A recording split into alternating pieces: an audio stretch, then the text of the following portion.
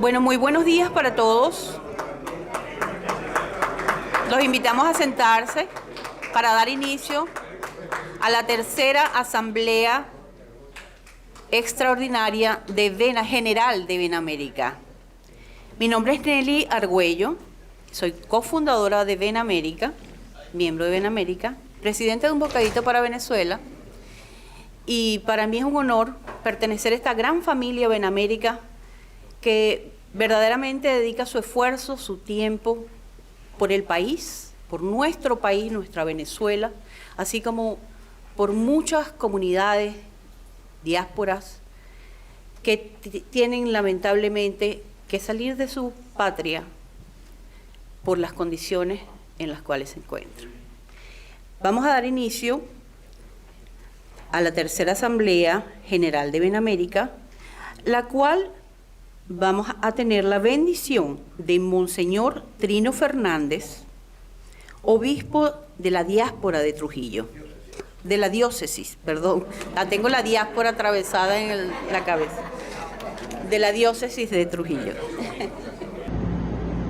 Mi oración en este día tan especial, en la conclusión del evento de Benamérica, donde se han tocado varios tópicos que deben animar la vida de todos los venezolanos del mundo.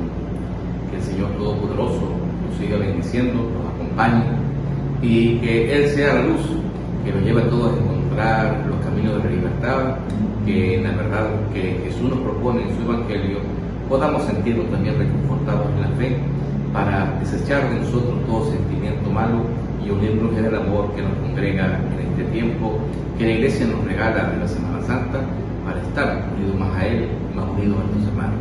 Que Dios los bendiga en el nombre del Padre, del Hijo y del Espíritu Santo. Amén.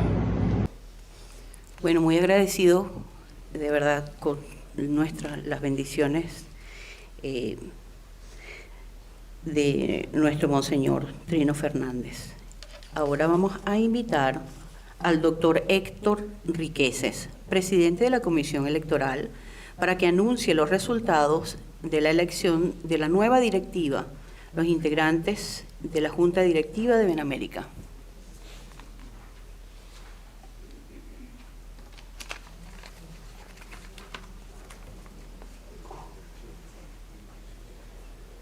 Muchas gracias.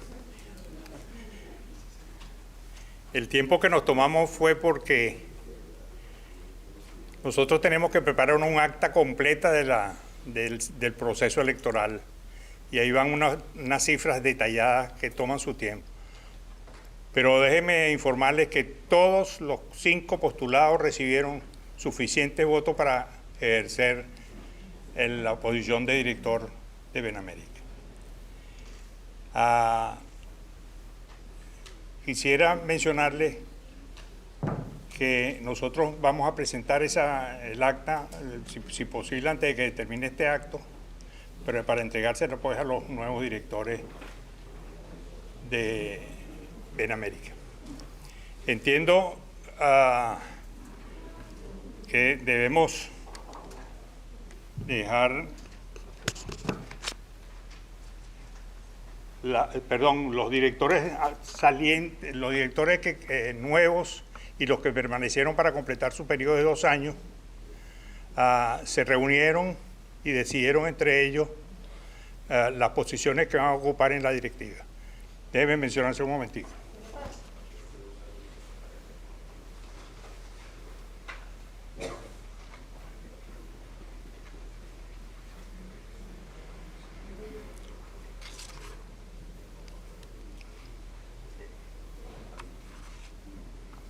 El doctor Paciano Padrón como presidente, Vladimiro Mujica como vicepresidente, Gonzalo Guerrero secretario y Guillermo Wolf tesorero.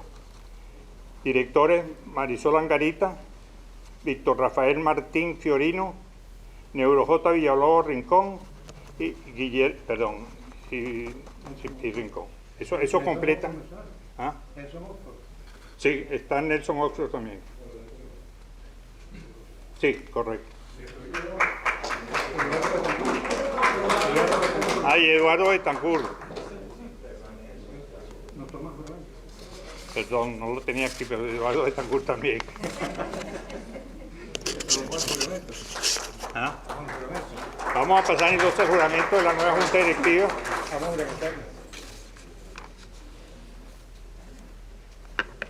Los nuevos directores y los que continúan en su periodo, les agradecemos que pasen por aquí. Ya tío, de afuera. Y eso que yo pagué a tiempo me conviene. Tú eres negro. Así.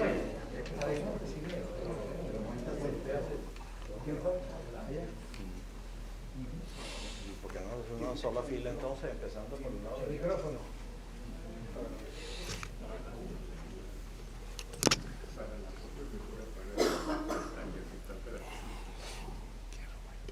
Bueno, levante la mano de forma acostumbrada. Juran ustedes cumplir y hacer cumplir los estatutos y el enunciado de misión de venezolanos y americanos Benamérica, todo dentro de lo dispuesto en la legislación del Estado de Florida y de los Estados Unidos de América. Sí, Juro. Si así lo hiciesen, que esta asamblea os lo reconozca y si no, que os lo demande. Gracias.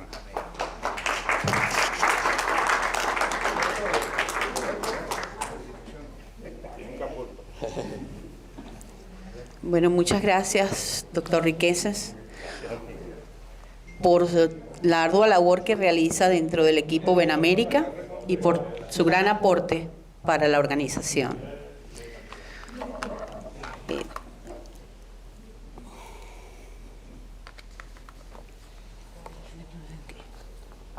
Ahora tenemos las palabras de nuestro presidente de la Asamblea General, Paciano Padrón, quien además ha sido reelecto como presidente de Benamérica. Felicitaciones, querido Paciano. Gracias. Gracias, Nelly.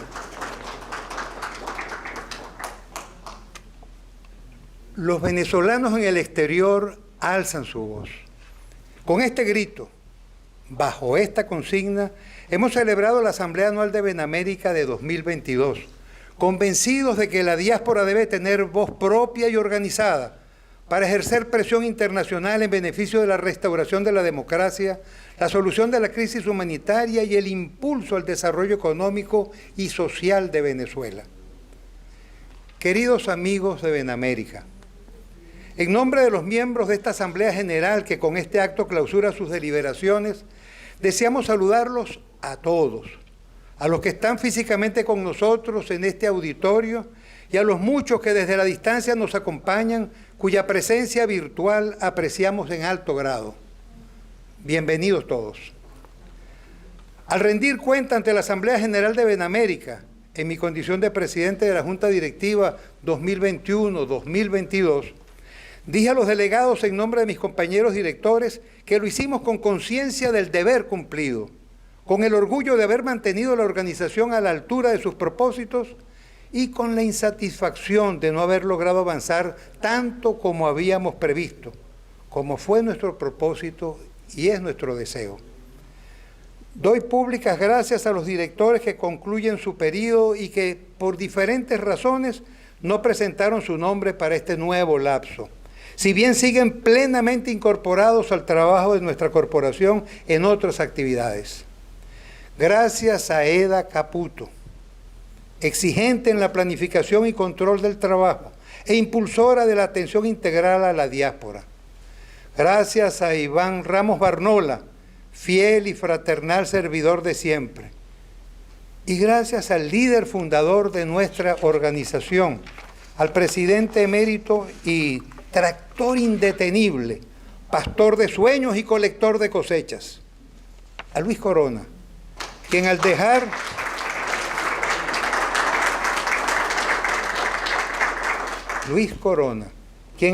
la Junta Directiva, de la cual fue presidente fundador y más recientemente vicepresidente en el último año, como favor que me hizo para acompañarme al inicio de este trayecto, ahora toma la responsabilidad de ser coordinador del Consejo Consultivo de Benamérica, desde donde estamos seguros seguirá prestando servicios a Venezuela y a la diáspora venezolana.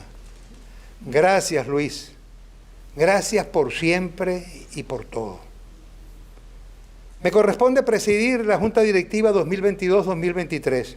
Seguimos contando con los directores Gonzalo Aguerrevere, Guillermo Wolf, Nelson Oxford, Eduardo Betancourt y Vladimiro Mujica. Con este último comparto ahora la responsabilidad de la presidencia, siendo él el vicepresidente. Estos compañeros están satisfactoriamente probados en la brega. Se incorporan como nuevos directores Marisol Angarita, Neuro Villalobos y Víctor Rafael Martín Florido. Hace algunos instantes, aquí ante la asamblea de nuestros miembros y ante los amigos que nos acompañan, hemos jurado por Dios y la patria cumplir lealmente nuestras obligaciones con Benamérica, con el exilio venezolano, con la diáspora, con nuestro país que clama justicia y exige cambio. La semana pasada experimentamos una de las más grandes satisfacciones que nos ha dado Benamérica. Asistimos a la clase inaugural de nuestra Escuela de Valores Democráticos y Participación Ciudadana, donde dijimos: sembrar hoy es cosechar mañana. Por el contrario, no hacerlo es dejarle el camino abierto al aberrante totalitarismo en su pretensión de adueñarse del continente y del mundo. Para Benamérica, la inauguración de su Escuela de Valores Democráticos y Participación Ciudadana constituye, tal vez, su más importante realización hasta ahora. Se trata de la siembra de valores democráticos y del estímulo de la participación de los ciudadanos en la vida pública, lo que está en la base misma de la lucha contra el totalitarismo y el comunismo. Es pilar en la forja de una nueva sociedad más humanista y plural, profundamente respetuosa de los derechos humanos. La Junta Directiva de Benamérica, que hoy inicia sus tareas, se propone impulsar nuestra Escuela de Valores con el propósito de que sus resultados se conviertan en libertad, democracia y plena defensa de los derechos humanos en Venezuela, en los Estados Unidos y en todo el continente americano. Sembrar hoy es cosechar mañana. Ya para concluir estas palabras, doy gracias en mi nombre y en nombre de nuestro vicepresidente Vladimiro Mujica y en el de todos los directores de Benamérica, en primer lugar al Señor de los cielos, por colocarnos en este desafío. A nuestros compañeros de la Asamblea General por la confianza depositada en nosotros. Y a todos ustedes por el honor de acompañarnos en la clausura de nuestra Asamblea General de 2022. Oportunidad que no desaprovechamos para pedirle nos acompañen a que con fuerza, por la democracia y la libertad, los venezolanos en el exterior alcemos nuestra voz. Muchas gracias.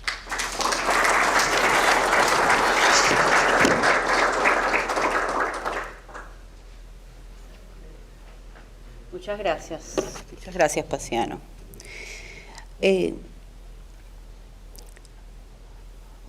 Anunciamos un saludo de personalidades allegadas de nuestra Asamblea General desde distintos lugares del mundo. Gracias por acompañarnos y traernos sus palabras de aliento. Queremos expresarles nuestras más sinceras palabras de agradecimiento por tan emotivo saludo, por su apoyo a nuestra organización. Muchas gracias. A continuación.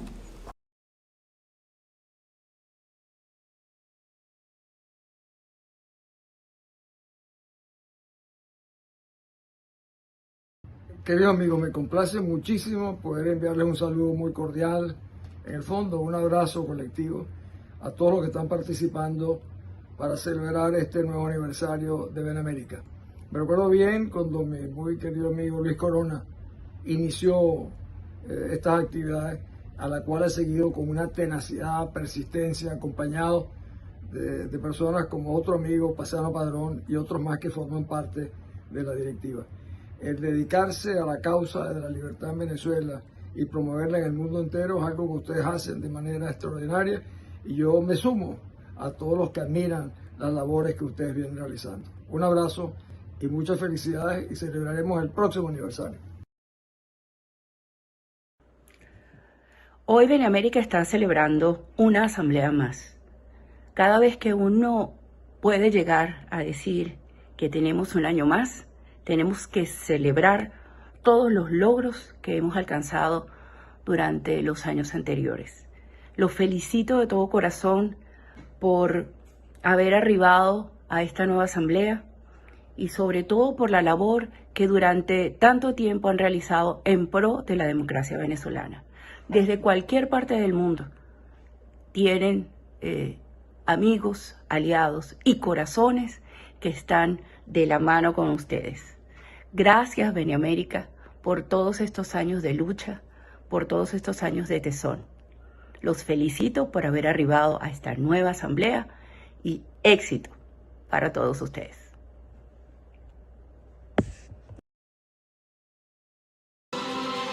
Amigas y amigos que forman parte de la plataforma de Benemérika, un nuevo aniversario para seguir trabajando por lo más importante para los venezolanos y para cualquier comunidad de cualquier lugar del mundo, que es la libertad.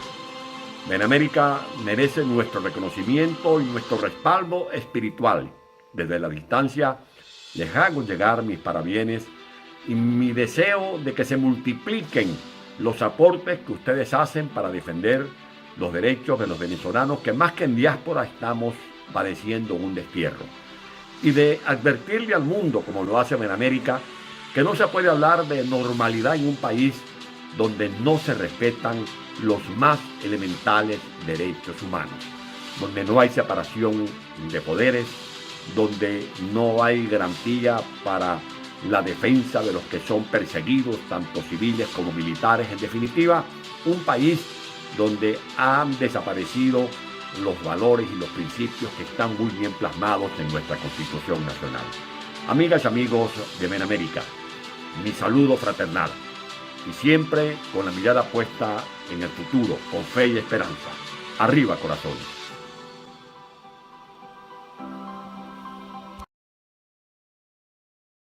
En este nuevo aniversario de Benemérika, organización que viene a ser la que ha apoyado junto a su promotor inicial, ese Dinamo Nuevo inagotable, impermeable al desaliento, Luis Corona. Y hemos desarrollado actividades conjuntas con el observatorio, hemos hecho propuestas impulsando la democracia, impulsando la libertad, impulsando la necesidad de reconstruir el país y creando y apoyando organizaciones basadas en las nociones de credibilidad, confianza, reputación y que apela al trabajo con los ciudadanos.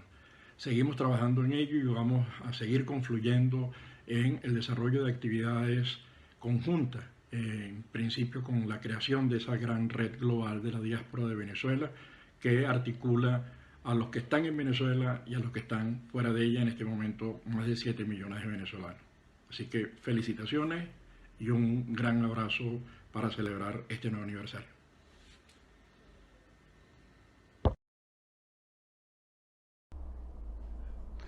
Es un gusto felicitar a todos los miembros de la Asamblea de Benemérika. Quiero en particular reconocer el trabajo de Luis Corona, de mis amigos Luis Corona y Paciano Padrón. Quiero reconocer también el gran aporte que han hecho en defensa de los derechos humanos en Venezuela, en el rescate de la democracia venezolana y, por supuesto, en la ayuda que le han dado a la diáspora, que es una diáspora increíble. Son 6 millones de venezolanos que han huido del país y que cualquier apoyo que se les dé es muy importante. Felicitaciones de nuevo a la Asamblea de Benemérika.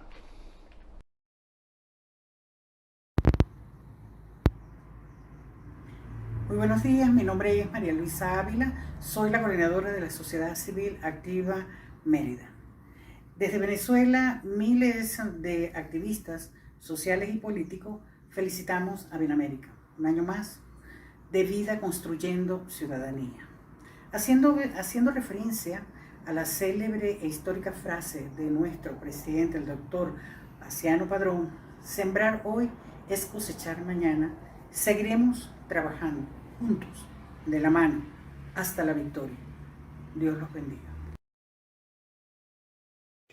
Un gran abrazo solidario para todos ustedes nuestros hermanos y amigos de Benamérica.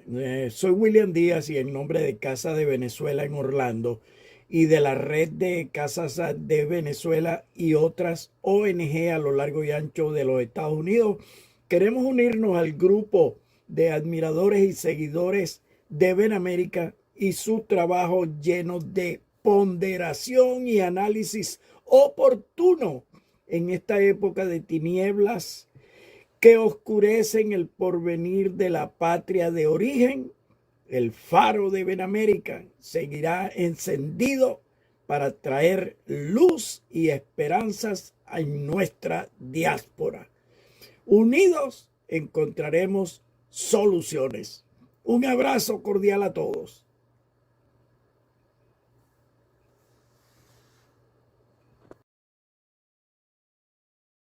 Un saludo, Benamérica. Es Cecilia Sosa. Es una oportunidad muy especial para mí poder felicitarlos por su asamblea anual y al mismo tiempo destacar la labor tan encomiable que ustedes han asumido y que se nota han ido ampliando sus límites al continente. No solamente se concentran en informar, también en formar, también en lograr una unidad continental en defensa de la democracia y la libertad. Lo felicito sinceramente a sus directivos, a todos los equipos que trabajan en las diferentes áreas y lo que han hecho posible particularmente esta Asamblea General. Mucho éxito y felicitaciones. Quiero hoy, 9 de abril, enviar un abrazo sincero, cariñoso, caluroso a mi amigo Paciano Padrón, presidente de Benamérica, así como a todos los miembros del directorio, de la asamblea, de todos los integrantes. Lo hacemos desde la Cátedra Internacional por la Libertad Francisco de Miranda, mi persona Luis González del Castillo, los que integramos esta cátedra, el profesor, el doctor George Carnes de Kobe, el general Peñalosa, Carlos Julio Peñalosa Zambrano, Mercedes Quintero, descendiente del prócer, el embajador Juan José Monzán, en fin, todos los miembros. Y decimos, no podemos seguir estrategias fallidas, tenemos que cohesionarnos en torno a una unidad de propósito, a una verdadera sentido patriótico de dar al traste con la tiranía y alcanzar la libertad y la democracia para Venezuela. Nuestro abrazo sincero, felicitaciones por su trabajo. Un saludo muy cordial a los amigos de Benamérica en ocasión de la celebración de esta asamblea.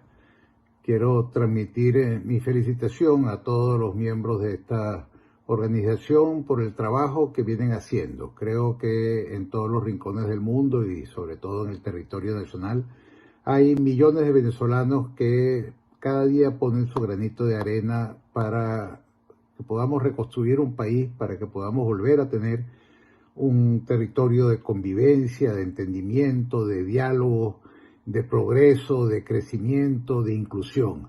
Son muchísimos los venezolanos que andan en esto y organizaciones como Benamérica constituyen un patrimonio para la República en construcción y para la República del futuro. Así que mis mejores deseos por el éxito de estas deliberaciones, a los directivos, a los organizadores, a los miembros del equipo, un gran abrazo fraternal y solidario a todos.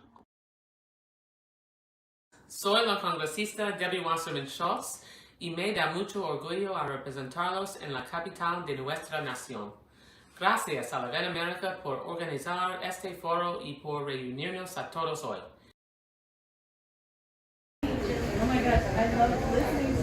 Buenas, un saludo muy especial a todos ustedes en Benaméricas.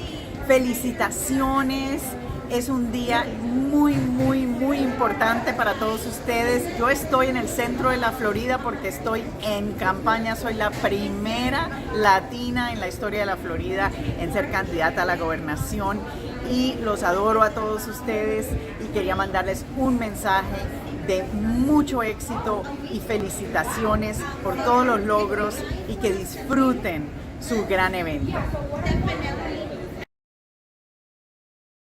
Saludos, Ven América. Soy yo, senador Víctor Manuel Torres Jr., Distrito 15. Le mando saludos hoy en su evento. Quiero decirle que estamos apoyando a los venezolanos y deseo que siga su trabajo y apoyo por nuestra comunidad. Gracias. Gracias, amigos de Ven América, por la oportunidad de saludarlos. Me conmueve ver a los venezolanos de la diáspora comprometidos con la lucha por la libertad de su pueblo, que tiene un lugar muy especial en mi corazón.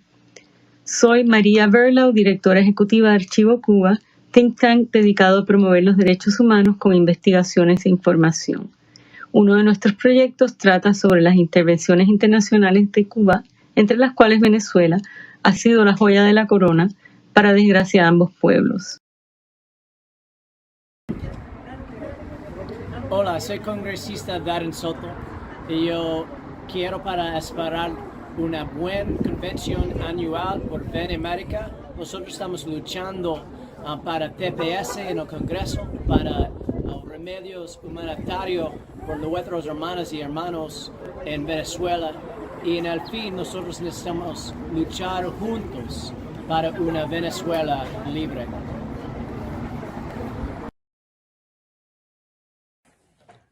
Queridos amigos de Ven América, reciban un afectuoso saludo con motivo de un aniversario más de existencia. El esfuerzo que ustedes hacen en la búsqueda de la unidad de los venezolanos que estamos en el exterior es encomiable. Vaya hacia ustedes mi reconocimiento por ese esfuerzo y sobre todo para mantener siempre la esperanza de regresar a Venezuela y tener un país más equitativo, más justo, donde se pueda vivir en democracia y en libertad.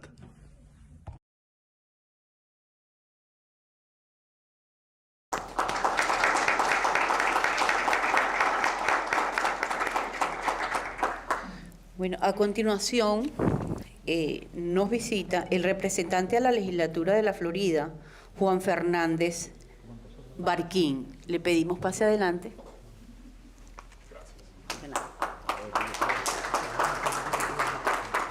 Hola, gracias. Mi nombre es Juan Fernández Barquín, soy representante estatal de la legislatura de la Florida, represento el distrito 119 en West Kendall. Y bueno, yo creo que entre los miembros de la legislatura soy bien único, o sea que mis padres son exiliados cubanos, pero yo también tengo familia venezolana. O sea que en los años 60, mitad de mi familia vino para Miami, la otra mitad fue para Valencia. Y ahora, bueno, mis tíos y mis tías venezolanos están acá en Miami, en el exilio con ustedes. Lamentablemente, al nivel personal, mi familia sí conoce la diáspora y estar exiliado. Y eso es algo que te aseguro que el Partido Republicano que pertenezco siempre vamos a apoyar la comunidad y el pueblo venezolano. Y ustedes claramente saben que no debemos y no podemos negociar con dictadores, especialmente Maduro, especialmente alguien que amenaza el balance de democracia en Latinoamérica.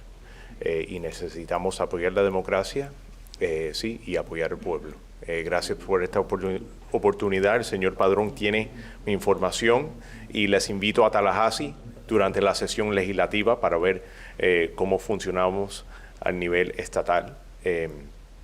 Y ha sido un gusto y gracias por todo. Los apoyamos.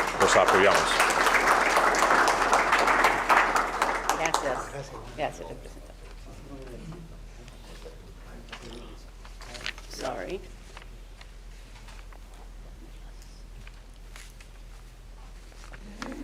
Ok, a continuación, la Asamblea General de Ven América ha aprobado una proclama que en buena medida resume su línea de acción para el periodo 2022-2023. Vamos a solicitarle a Vladimiro Mujica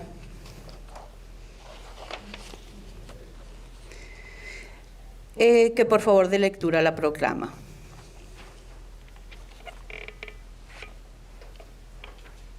Gracias, Vladimiro. Gracias a ti. Bueno, nuevamente bienvenidos todos. Voy a pasar a dar lectura a la proclama de la Asamblea Anual de Benamérica. La proclama se titula Los venezolanos en el exterior alzan su voz. Proclama de Benamérica en su Asamblea Anual de 2022. Benamérica celebra su Asamblea General Anual de 2022, ratificando su posición de contribuir con la creación de espacios para los ya casi 7 millones de venezolanos emigrados, constituyendo uno de los más grandes éxodos de la historia moderna. La situación de destrucción de la nación y el estado de guerra no declarado que el régimen ejerce contra nuestro pueblo exige de la diáspora venezolana asumir un papel determinante en la generación de espacios y acciones concretas que le permitan expresar su propia voz en la tarea de restablecer la libertad y la democracia en Venezuela. Voz propia para la diáspora. Benamérica está comprometida con la voluntad de hacer del exilio un vehículo efectivo, generador de presión internacional e interna sobre el régimen, que se complemente en sinergia con las acciones de los venezolanos en Venezuela. Hasta ahora, parte de la diáspora, especialmente la que ha trabajado más intensamente en el tema de política ciudadana, ha estado voluntariamente influenciada por directrices que emanan de Caracas. Ahora se trata de que hagamos uso de nuestra propia voz, con un propósito común, coordinando esfuerzos entre nosotros y, como mencionamos arriba, con la sinergia necesaria con quienes desde Venezuela luchan por la libertad, la democracia y la reconstrucción del país. Todos ellos como objetivos fundamentales. Asumimos el reto de contribuir a reforzar una poderosa voz plural de la diáspora. Los retos de la diáspora se han hecho mucho más complejos por la falta de unión en el mundo opositor venezolano. Pero no es cualquier unidad a la que aspiramos. Nuestra alianza es con las organizaciones que luchan con todas sus fuerzas para restablecer la Constitución. Ratificamos nuestro compromiso con la causa Venezuela y nuestra voluntad de integrar el movimiento ciudadano del exilio con la dinámica política para derrotar al régimen y producir el cambio, para lograr la restauración de la democracia y la reconstrucción del país, dentro de una unidad programática y acuerdos mínimos sobre el modelo de Estado y sociedad. Sí a la salida democrática, no a la cohabitación con el régimen. Para Benamérica tiene especial importancia el cambio del régimen actual a un gobierno constitucional que garantice de forma estable la democracia y la libertad, como condiciones indispensables para poder lograr una recuperación económica verdadera y una salida a la crisis humanitaria. Ante algunas propuestas de imponer un tipo de esquema a la China, donde se mantiene un control férreo de las libertades políticas de la ciudadanía, al tiempo que se alienta una apertura económica, alertamos que la cohabitación con el régimen se traduce de manera ineludible no solo en enterrar la recuperación de la democracia y la libertad en nuestro país, sino también en impedir el regreso del talento venezolano que ha emigrado y en desalentar las inversiones honestas para el desarrollo económico. Entendemos que la política es un juego complejo, que no existen soluciones mágicas para la resolución del drama venezolano y que es necesario explorar de manera flexible todas las alternativas que nos ofrece la Constitución, incluidas la desobediencia civil y las opciones electorales. No obstante, entender esta realidad no puede llevarnos a apoyar un esquema ingenuo de coexistencia con el régimen, que solamente atiende los temas de una recuperación económica precaria, al tiempo que cede todos los espacios de control de la vida de los venezolanos. La engañosa decisión del régimen y de un núcleo cercano de colaboradores, en términos poco claros, no debe pasar desapercibida. Benamérica y la política en tiempos de guerra. El episodio reciente de la visita de funcionarios del gobierno norteamericano a Venezuela, acompañados de empresarios ligados al negocio petrolero, es importante y significativo para la acción de la diáspora. Evidencia que las decisiones estratégicas de países amigos, como el caso emblemático de los Estados Unidos, en temas que afectan sus intereses nacionales, estos se imponen sobre la decisión de apoyar al pueblo venezolano en su lucha por el restablecimiento de la libertad y la democracia. Esta realidad, que tiene numerosos antecedentes históricos, obliga al exilio a actuar de modo proactivo y creíble para generar presión en los países de acogida y en Venezuela. En este sentido, la alianza y comunidad organizativa y de intereses entre Benamérica y otras organizaciones de la diáspora, cuyo esfuerzo reconocemos y valoramos, nos puede permitir avanzar para disponer de una plataforma tecnológica de consulta a los 7 millones de venezolanos en la diáspora, para ejercitar un músculo de acción y opinión que se entrelace con la acción de los partidos políticos y la sociedad civil en Venezuela. Pretendemos actuar como facilitadores para lograr una coordinación entre las organizaciones y redes participantes en esta alianza. Corresponde a ellas establecer su estrategia y estructura organizativa que contribuyan al logro del objetivo común. La importancia de la política comunicacional y las alianzas estratégicas. Benamérica reconoce que la comunicación tiene un valor fundamental en avanzar estrategias políticas y ciudadanas en los tiempos modernos. Simultáneamente, es necesario consolidar alianzas con otras organizaciones de la diáspora, respetando sus planes de acción, orientados por el propósito común de restablecer la democracia para progresar en la consolidación de un universo integrado que pueda ejercer su voz de manera orgánica y visible. Agradecer es de justicia. Benamérica está llegando a su madurez como organización, son numerosos los logros alcanzados, el más reciente, la apertura de nuestra Escuela de Valores Democráticos y Participación Ciudadana. Hoy, al concluir nuestra Asamblea General, reiteramos nuestro compromiso de seguir avanzando. No podemos dejar de agradecer, al finalizar nuestra Asamblea, el esfuerzo de quienes conforman Benamérica, que desde distintos espacios han hecho de nuestra organización una referencia en la gran diáspora venezolana. Especiales palabras de gratitud a nuestro líder fundador, Luis Corona, quien luego de una extraordinaria y fecunda labor deja la Junta Directiva de la organización para ocuparse de otros espacios de la misma. En Doral, Florida, a 9 de abril de 2022.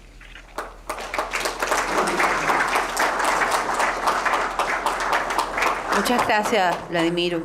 Te agradecemos por tu extraordinario aporte a Benamérica. A continuación, el TSJ legítimo le entrega reconocimiento al presidente y al vicepresidente de Benamérica y está a cargo de Domingo Salgado. Bienvenido, Domingo.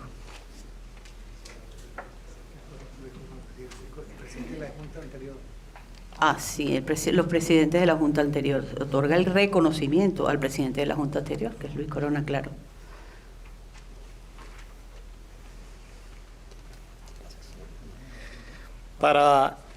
Buenos días, buenas tardes ya. Para el TSJ legítimo, en especial para la presidencia del Tribunal Supremo de Justicia legítimo, es un verdadero honor entregar nuestro botón insignia a el señor Luis Corona, así como también al señor Paciano Padrón.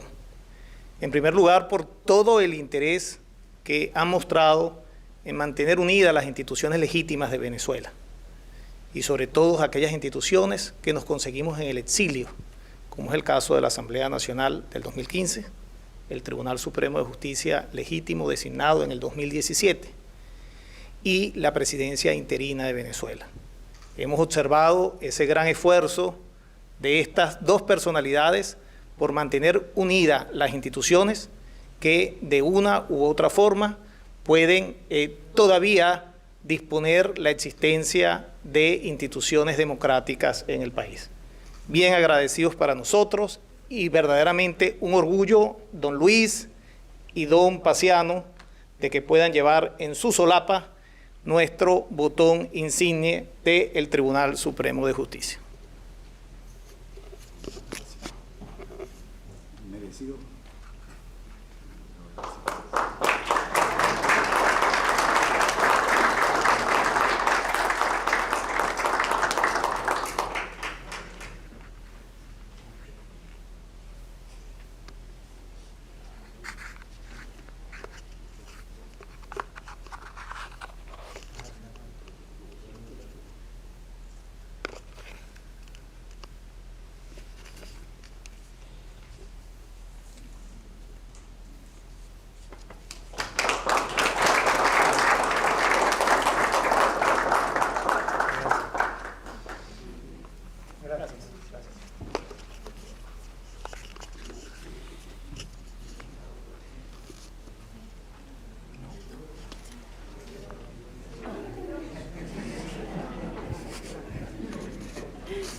Gracias.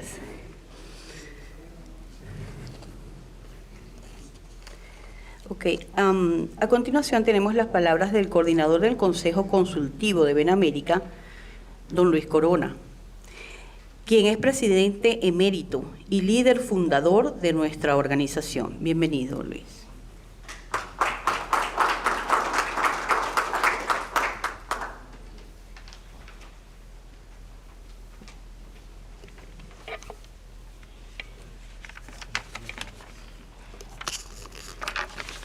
La verdad que tengo un discurso, unos comentarios escritos, pero me siento realmente emocionado por todas las palabras de deferencia que han tenido con mi persona. Lo único que he hecho ha sido cumplir mi deber como venezolano. Buenos días. Feliz de ver tantas caras amigas. Mis primeras palabras son para agradecer al Dios eterno por su infinita misericordia, al iluminarnos en la tesonera labor de cumplir el rescate de nuestro país de las manos criminales que lo pretenden seguir mal conduciendo.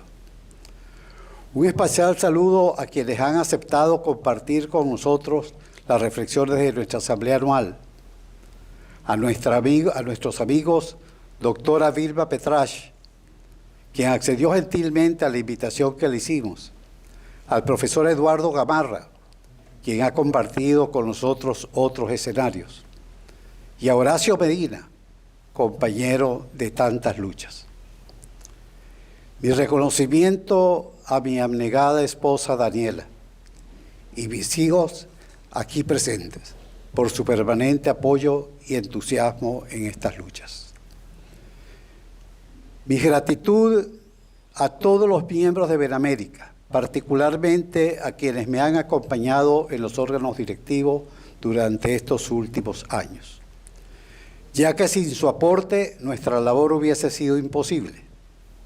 He de destacar las tareas de los equipos sectoriales, piedra angular de nuestra organización, durante los 4 últimos años de nuestra gestión, los integrantes de los equipos sectoriales, coordinados por Gonzalo Aguerrevere y con el acompañamiento de Eduardo Betancourt, Gustavo González, Neuro Villalobos, José Manuel Serna, Walter Márquez, Marisol Angarita, Liliana Ponte, Eda Caputo, Jorge Baral y Edgar Amado, han hecho una labor importante para el desarrollo de nuestra organización, con el aporte de más de 60 profesionales que lo integran, quienes trabajan en políticas públicas que permiten la adopción de programas para la recuperación de nuestro país en un futuro no lejano.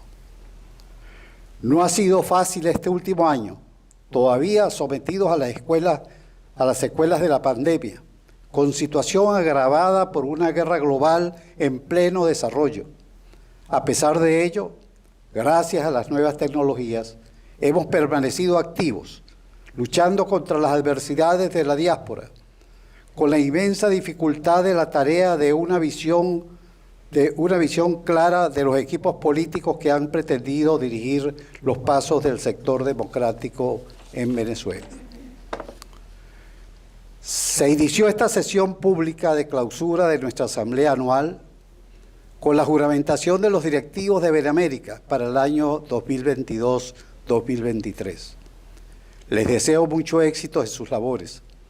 Aprovechen la experiencia que hemos cosechado durante 8 años de actividades para establecer nuestras líneas estratégicas que permitan cumplir los objetivos que nos hemos establecido desde nuestra fundación.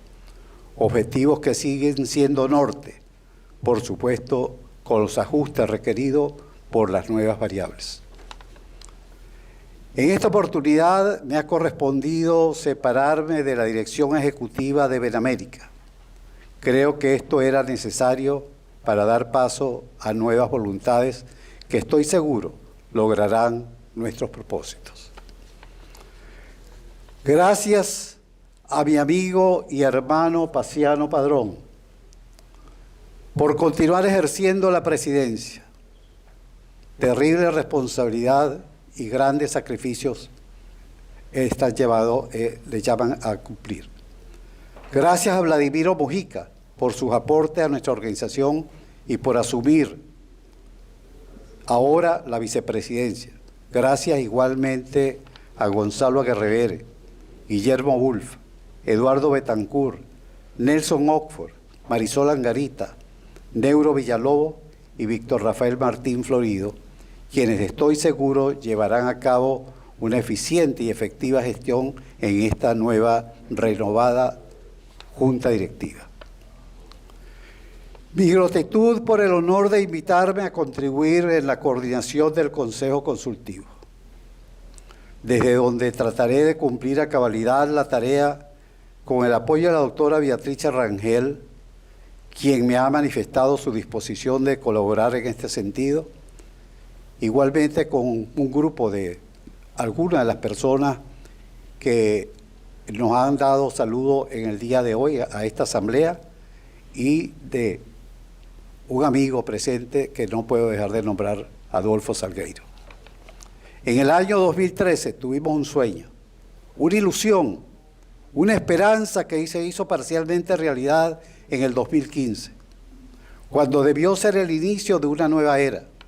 Desafortunadamente no ha sido posible aún lograr la libertad para nuestro pueblo, por causas ya conocidas y que han sido motivo de nuestras deliberaciones y en la Asamblea y han originado la proclama aprobada hoy en nuestra Asamblea General. No obstante, estoy seguro de que con las bendiciones de Dios, nuestro Señor, y con los aportes que realizamos desde el exilio, en colaboración con las fuerzas democráticas del país, lograremos la libertad y la reconstrucción de Venezuela. Muchísimas gracias.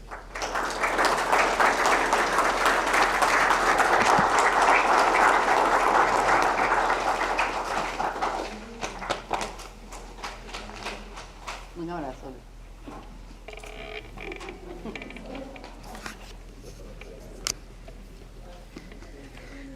Ok, ahora, bueno, invitamos después de esas palabras de Luis, lo que se queda uno recordando tantas cosas, tantos momentos. Invitamos a pasar al estrado a los panelistas del foro de clausura, quienes a partir de sus conocimientos y experiencias van a reflexionar sobre Venezuela y su diáspora.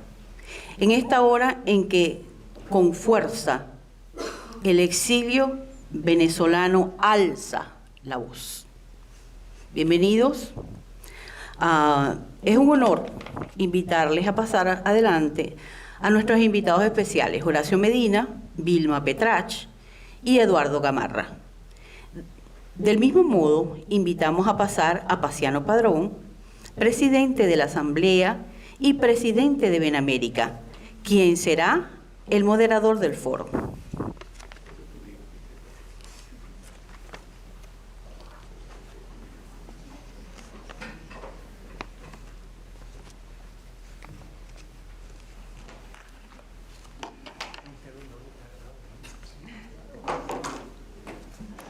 ¿Nos presta ese micrófono? Sí. Permítanme. Bien, gracias mis amigos.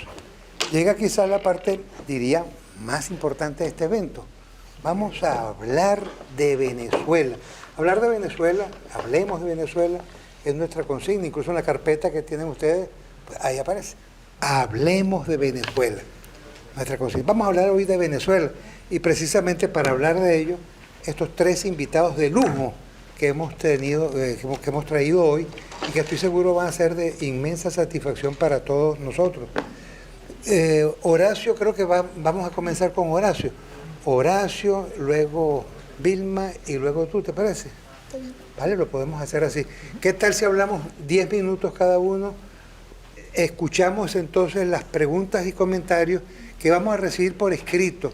Estamos agradeciendo que repartan, ¿están repartiendo ya? Sí. Están repartiendo papelitos. Entonces, hagan por favor comentarios o preguntas por escrito, ellos las responderán y al final 2 minutos cada uno de ustedes adicionales para, digamos, sacar conclusiones. Bueno, sin más, Horacio Medina. Hablemos de Venezuela. ¿Puedo usar ese si quieres? Dale al sí. botoncito amarillo. Está prendido. Ya está, ok, perfecto. Te voy a pedir un minuto antes de que empieces a contar. Vale. Y te voy a pedir después que cuando me queden 2 minutos me avises, porque si no me encadeno. Ok. Bueno, primero que nada, bueno, muchísimas gracias. Verdaderamente un privilegio poder estar acá. Aunque ya no estoy formando parte de la directiva, nunca he dejado de formar parte de BenAmérica realmente. Yo me separé precisamente porque asumir las responsabilidades que me tocaba asumir en la directiva de PDVSA ad hoc y fiel a mis planteamientos, a mis principios y mis valores, no me permitía estar en estos 2 lugares al mismo tiempo. Pero sigo siendo de la familia de BenAmérica. Segundo, de verdad, muchas caras acá familiares y conocidas. El responsable de que yo esté aquí es Luis Corona, porque desde aquellas reuniones en el año 2013-2014, cuando éramos secretarios ejecutivos de la Mesa de la Unidad, y después de eso hubo una tal distorsión aquí que fue necesario hacer un número importante de asambleas de ciudadanos. Bueno, Luis tomó la idea de formar BenAmérica y trató de convencerme infinitamente para que participara allí, hasta que lo logró. Y entonces comencé a participar en BenAmérica. Así que él es... No, y de aquí no me salgo. Y él es el responsable. Entonces ahora como coordinador, también saludo a la coordinadora del coordinador, que seguramente tiene mucho que ver con todo ese trabajo que ha hecho Luis. Entonces, muchísimas gracias por estar acá. Realmente yo nunca, ni desde mi época estudiantil, ni de los años de presentador de PDVSA, escribía los discursos. Jamás he hecho eso, pero siempre escribía una ayuda de memoria. Ahora, la ayuda de memoria que escribí se me olvidó. La dejé en mi casa. Ok, y la dejé en mi casa porque recibí una llamada de un embajador con el cual tenía un compromiso que era cierto y que no lo había cumplido. Tuve que cumplirlo y salir en carrera. Pero bueno, aquí estamos, ¿no? Yo creo que definitivamente esta frase que encabeza la proclama de BenAmérica, los venezolanos en el exterior alzan su voz, recoge un poco lo que creo que deberíamos estar comprometidos en hacer. Ahora, creo que detrás de la voz hay que también proponerse la acción. No solamente se trata de alzar la voz, creo yo, sino de programar, de planificar y de ejecutar acciones concretas que vayan en esa dirección. Yo creo que tiene que haber una propuesta que vaya mucho más allá de la organización de la diáspora, del exilio, de los, como queramos calificarlo. Yo creo que desplazados hay muchos también, o vemos muchos. Yo tengo 16 años acá, Vilma, ¿verdad? Más o menos. Sí. Digo a Vilma porque conozco a Vilma de mucho tiempo, pero llegamos más o menos iguales aquí. Y entonces, bueno, hay muchas historias que contar y muchas experiencias que poner al servicio de esta red global. Yo creo que hablando de red es demasiado importante que pensemos en la integración regional.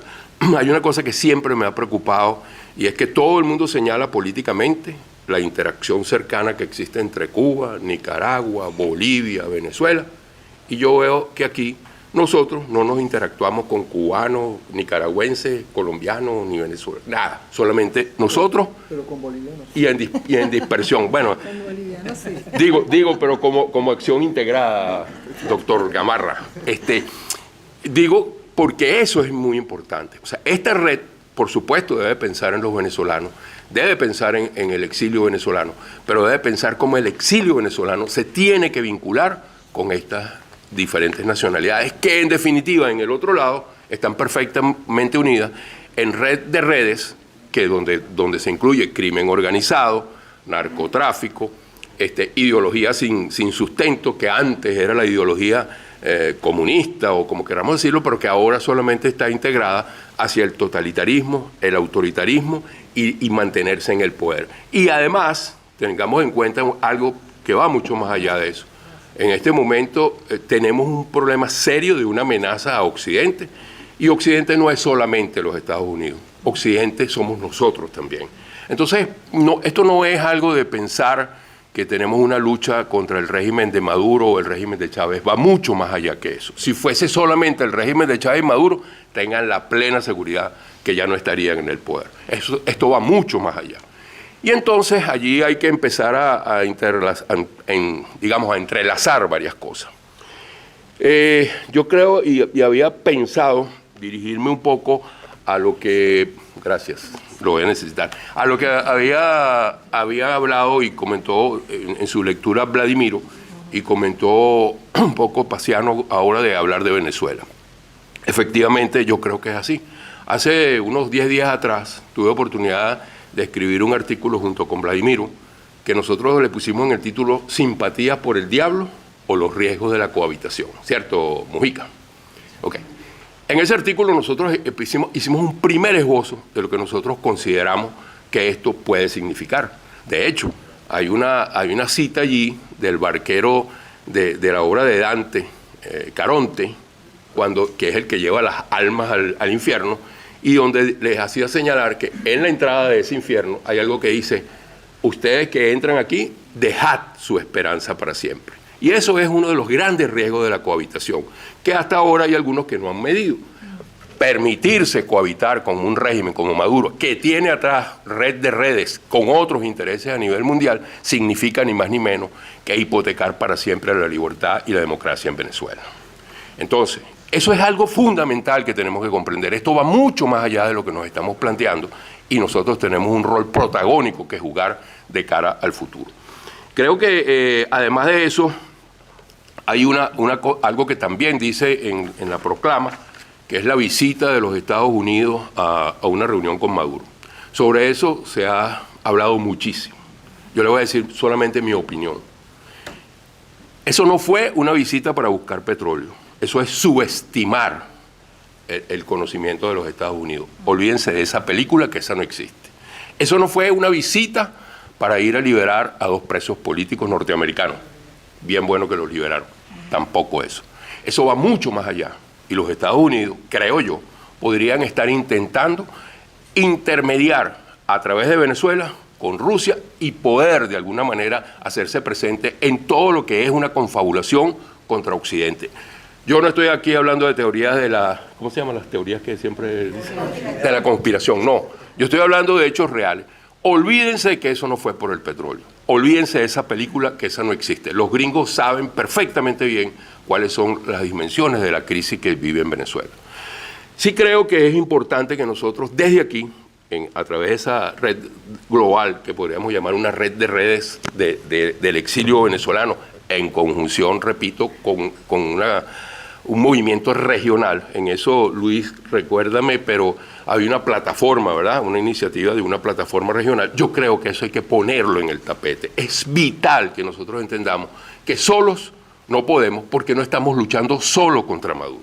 Es mucho más que eso. Yo repito, porque creo que muchas veces lo subestimamos. No, esos tipos son brutos. Esos son unos mediocres, corruptos. Está bien, eso es una política deliberada. Si tú tienes, ustedes habrán visto al Coqui, que lo mataron recientemente, era un ídolo, era extraordinario, siempre y cuando se tenía que circunscribir a su acción en la cota 905, y cuando quiso expandirse a La Vega se lo rasparon. ¿Por qué? Porque estaba ya fuera de lo que la red le ha dicho que tiene que hacer. Y son utilizados y utilizables, y así es el ELN y la FARC y todo lo que pasa, todos tienen un papel que jugar. Nosotros tenemos que jugar el nuestro. Y el nuestro tiene que ser mucho, mucho más activo. Yo creo que en esa red de redes y red global podríamos pensar en torno a los venezolanos. Yo tuve una experiencia interesante con la consulta popular en el año 2020. Puede ser que la consulta popular no le haya gustado a muchos, puede ser que la consulta popular no tuvo trascendencia, puede ser que no tuvo el apoyo de los partidos políticos que han debido apoyarla y no lo apoyaron, pero la consulta popular en lo personal me enseñó que es posible llegar a un número pero incalculable de venezolanos en el mundo. Y digo en el mundo porque así fue. Nosotros tuvimos contacto con más de 67 países donde habían venezolanos que logramos identificar.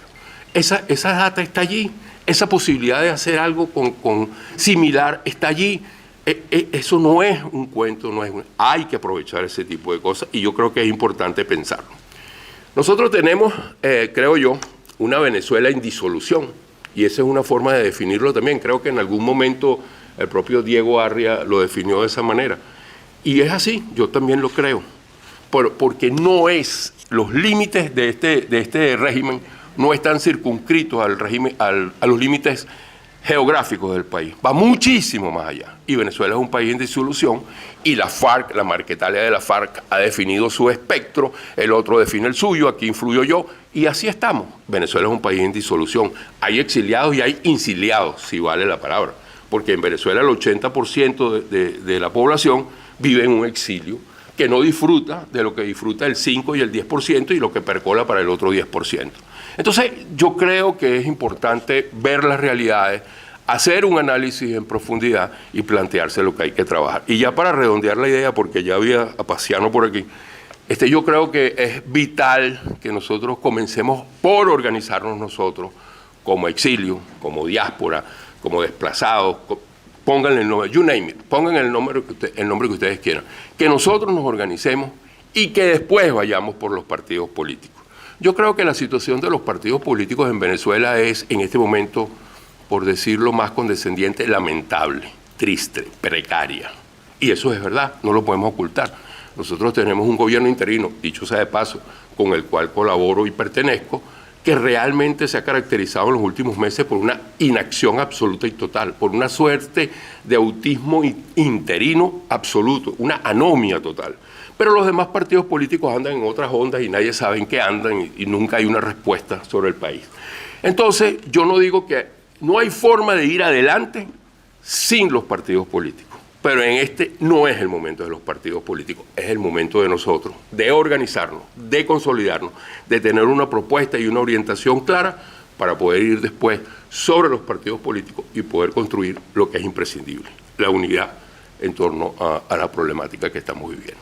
Ya, porque si no, María Paciano. ¡Ah! Gracias, Horacio. Profundamente agradecido, qué buena su reflexión. Y además puntualísimo. Puntualísimo. 10 minutos. Vilma, no sabes con cuántas ganas tenemos de escucharte. Bueno. Vamos a ver. Es decir, cuando te llevas 8 minutos de aviso, ¿te parece? Sí, por favor. Okay. Bueno, no porque me vaya a encadenar como Horacio, pero maybe. I don't know. Maybe. Ok. Primero yo quería dar las gracias a los organizadores de Benamérica por invitarme, a mi amigo Vladimiro, que fue el de la idea de tenerme acá. Y como yo le expliqué a él mi inquietud, y yo creo que va muy relacionada con la inquietud que expresó Horacio, con respecto a este tema, no es solamente con Venezuela. Yo creo que Venezuela ha sido nuestro dolor, nuestro drama, nuestra pérdida, pero el tema de la lucha contra el autoritarismo es una lucha global. Es una lucha, en este momento yo creo que la gran lucha geopolítica, y en este sentido coincido con mis compañeros de panel, a quienes además aprecio y admiro muchísimo, como por ejemplo Eduardo y Horacio, es una lucha global entre democracia y autoritarismo, lo que estamos librando en este momento. Probablemente nos suena familiar todo este concepto porque nosotros lo empezamos a vivir en Venezuela y empezamos a advertir en muchos momentos a la comunidad internacional de lo que estaba ocurriendo, pero no fuimos escuchados. Incluso recuerdo que la Academia Norteamericana, en su momento, antes de que Chávez ganara, yo estuve en un foro invitado por Focal y estuvo el diálogo interamericano presente y Michael Shifter se rió cuando yo dije que Chávez iba a ganar, por ejemplo. Y me pasó también, más recientemente yo simplemente cualquier observador más o menos acucioso de las realidades políticas polarizadas que están viviendo las democracias. Yo también dije en marzo del 2016 que el señor Trump iba a ganar las elecciones y también mucha gente dijo, no, eso no puede ser. Lo que quiero decir es que estamos viviendo un momento geopolítico donde hay un desafío. Yo creo que inclusive me conecto con varios autores que han venido trabajando sobre el tema. Anne Applebaum, Moisés Naim recientemente en su libro La venganza de los poderosos y más recientemente un colega nuestro de la Universidad de Pittsburgh, Julio Carrión, que en un libro sobre la dinámica política del populismo, hace una teoría dinámica del populismo y de hecho entiende este momento populista que estamos viviendo, que es probablemente el momento, nosotros normalmente interpretamos el populismo tal vez desde un prisma ideológico, y lo cierto es que el populismo puede ser de derecha o de izquierda.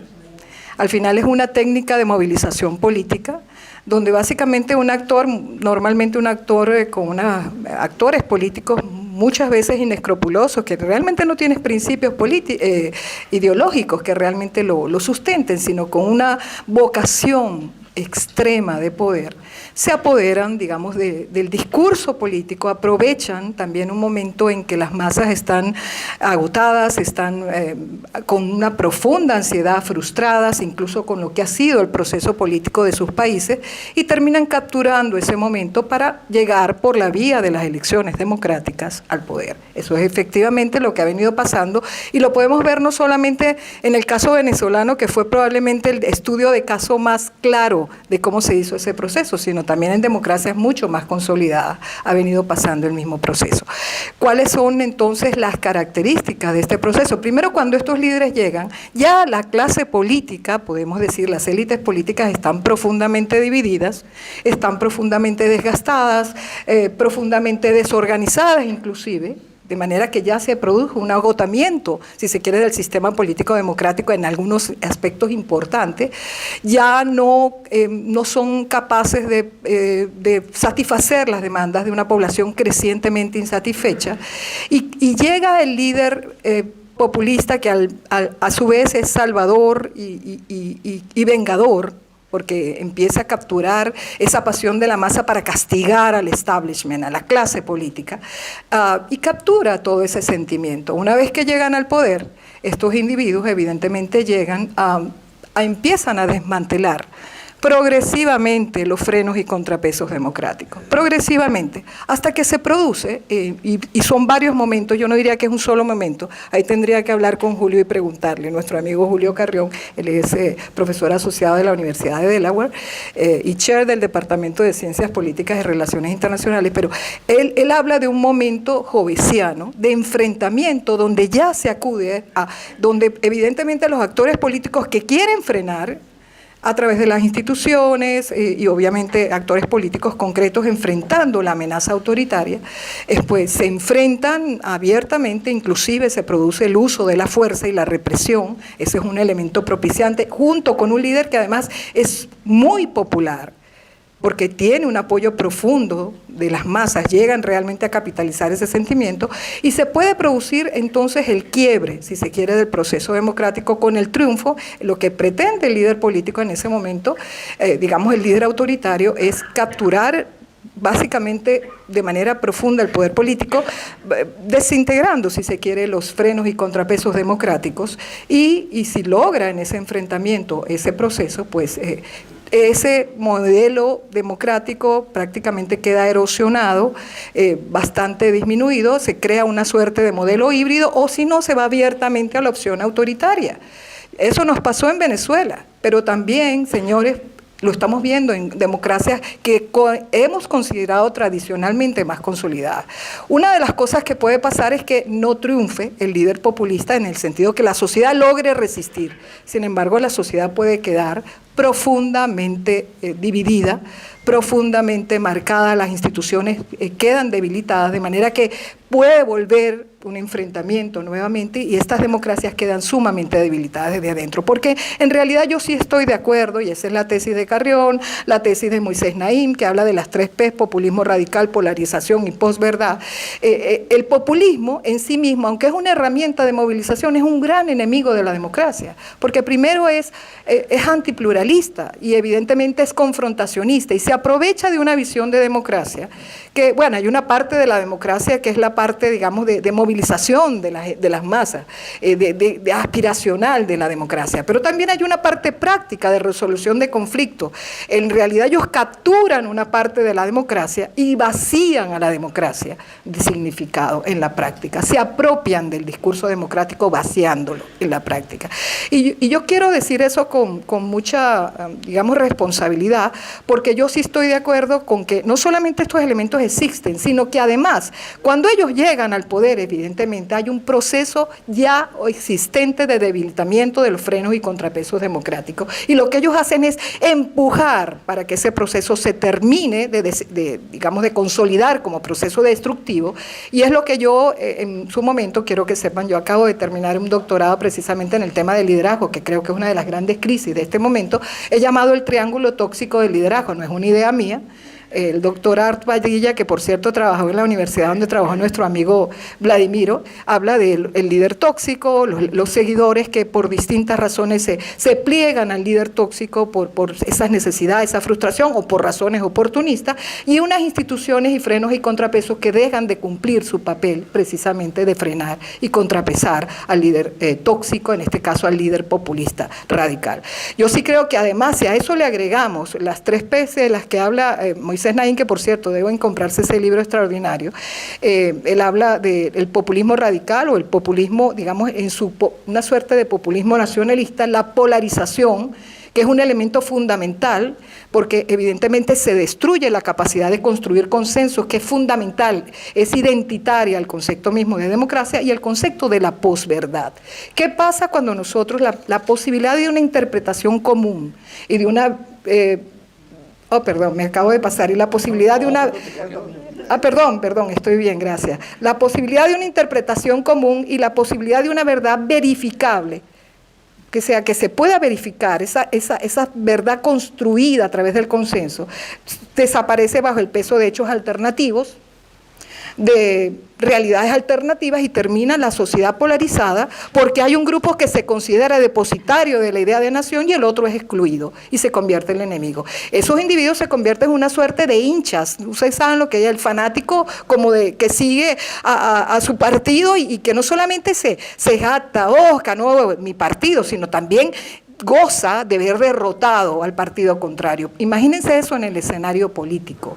Imagínense eso en el escenario político, de la política además convertida en espectáculo a través de la destrucción del consenso, de la construcción del consenso y por supuesto de la construcción de una verdad compartida. Yo creo que estamos en consecuencia en una situación en la que, si entendemos este proceso de una manera más amplia, estamos entendiendo entonces lo que está pasando a escala global en este momento, donde lo que está en riesgo literalmente es el destino de la democracia. Estamos en una crisis global profunda del paradigma democrático y un desafío a ese orden liberal internacional, en manos, por cierto, de una potencia autoritaria extrema, del Estado populista mafioso por excelencia, que es el Estado de Putin, arrasando, si se quiere, con una nación democrática para literalmente borrarla del mapa y revisar las líneas estratégicas del orden liberal internacional. Bueno, dejo hasta aquí mi discurso.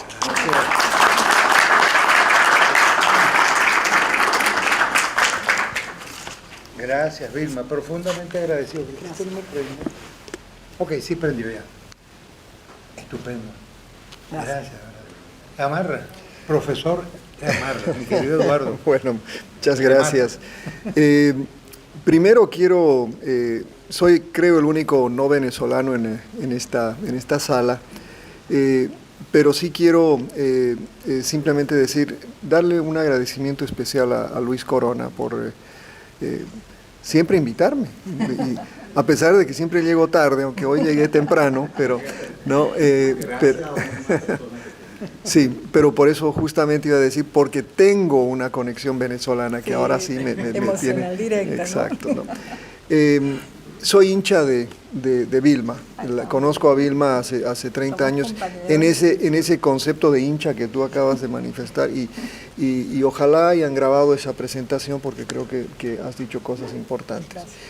Y por supuesto también soy hincha tuyo, te veo siempre en Oscaraza y lo que dijiste hoy me pareció extraordinariamente importante. Como reflexión de lo que ustedes han vivido en Venezuela, de lo que yo viví, en Bolivia y continuamos viviendo, pero también, como dijo Vilma, de lo que está sucediendo a nivel mundial.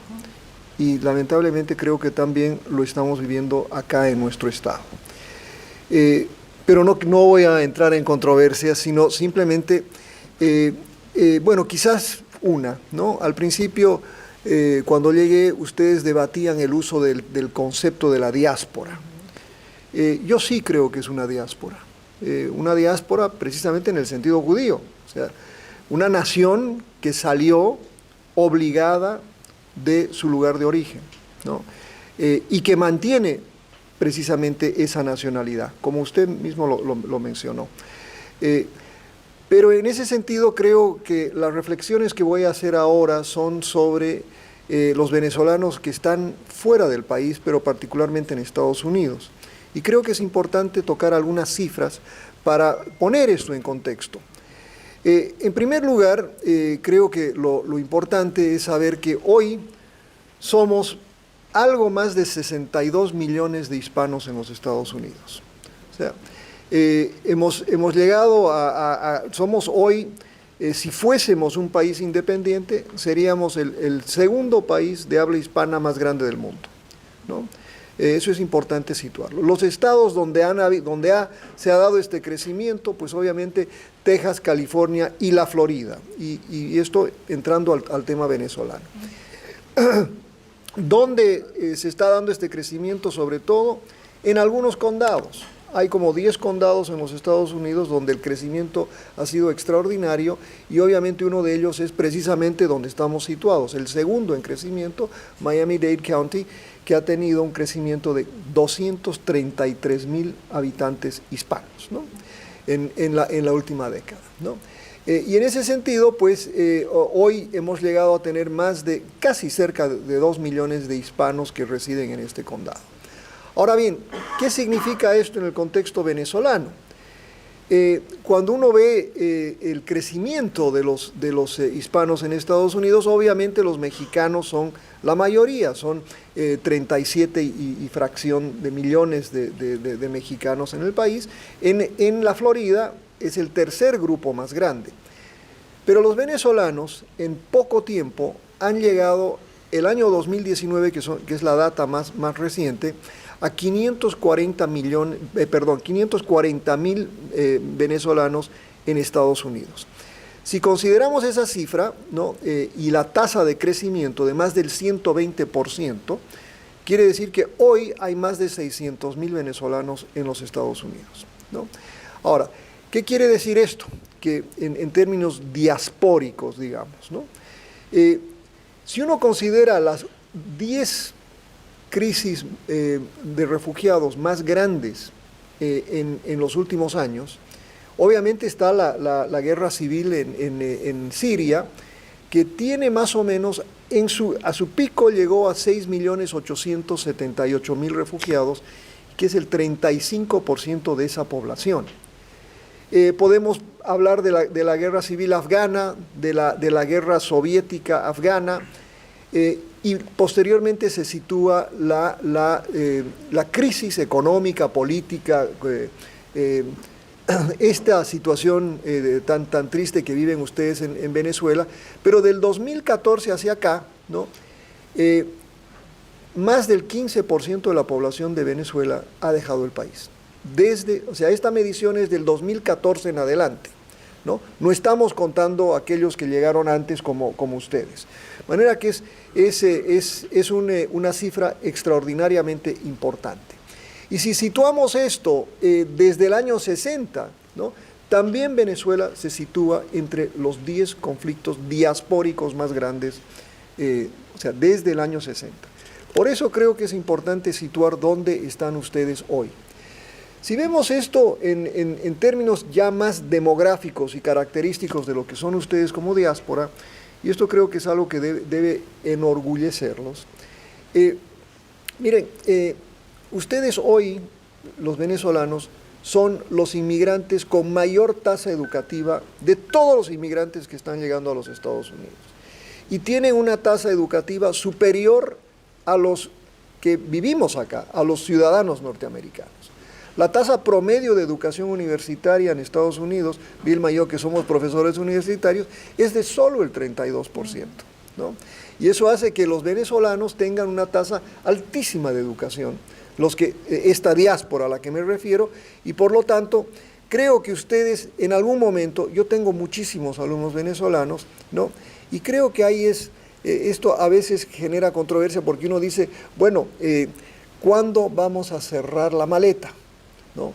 Todos ustedes siguen pensando en que van a retornar a una democracia, a un país que dejaron.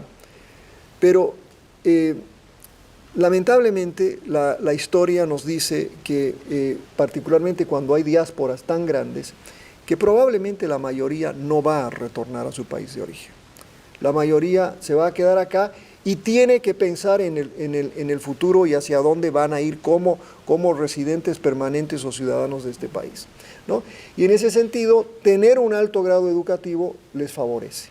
Ahora bien, entonces, teniendo esta tasa tan alta de venezolanos acá, yo hice una encuesta hace poco que Alejandro ya la vio y quería hacer una, simplemente en 2 o 3 minutos, pensando un poco en qué es lo que motiva, y creo que para ustedes, Luis, es particularmente importante, porque nosotros preguntamos cuán importante es la política exterior de los Estados Unidos en la decisión que tienen los venezolanos a la hora de votar.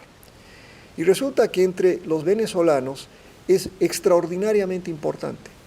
Casi el 60% de los venezolanos que votan dicen que la política exterior de Estados Unidos es importante. Ahora, cuando se les hace la pregunta, ¿cuán importante es la situación en Venezuela a la hora de votar?, ¿no? Entonces, también el 60% de los venezolanos dicen que es extraordinariamente importante. ¿Por qué es importante esa pregunta? Porque eso hace que tantos políticos vengan acá, ¿no?, a tratar de lograr el voto de ustedes, ¿no? Y ahí está pues la decisión de cuántos de ustedes van a votar. Ustedes ahora tienen una muy baja tasa de nacionalización. O sea, la mayoría de ustedes, como hice yo esperé 20 años para convertirme en ciudadano norteamericano, ¿no? Y yo creo que es un error, ¿no? Yo creo que es un error muy grande. No, al convertirse en ciudadanos de este país no van a dejar de ser venezolanos. Y si quieren verdaderamente tener este impacto al que me refiero, ¿no?, entonces tienen que nacionalizarse, tienen que inscribirse. Sí me importa en qué partido se inscriban, pero inscríbanse. No, verdaderamente es importante que... Exacto. Pero sí es importante que tengan esa participación política, ¿no? Ahora, ustedes tienen algo que me ha parecido muy interesante también en los resultados, que no son tan críticos, ya voy a terminar enseguida, no son tan críticos de Biden como se supone, ¿no? Como se supone.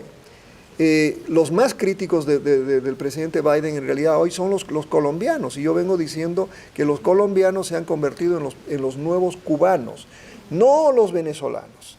Y estoy viendo precisamente lo que decía Vilma, hay un poquito más de pluralismo político entre la diáspora venezolana que hoy entre la diáspora colombiana.